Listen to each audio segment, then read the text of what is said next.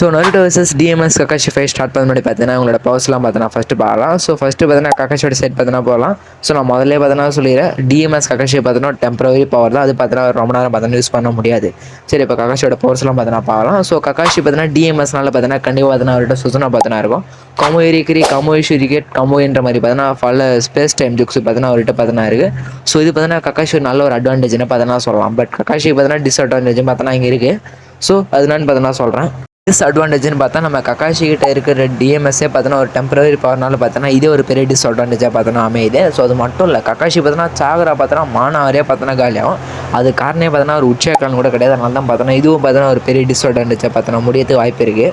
சரி, அட்வான்டேஜ்னு பார்த்தோன்னா இது பார்த்தோன்னா ஒரு ஷார்ட் ரேஞ்ச் ஜுக்ஸு, மூணுமே பார்த்தோன்னா ஷார்ட் ரேஞ்ச் ஜுக்ஸு. லாங்லேயும் பார்த்தோன்னா யூஸ் பண்ணலாம், பட் அந்தளவு பார்த்தோன்னா வேலைக்கு ஆகுது லாங்கில்.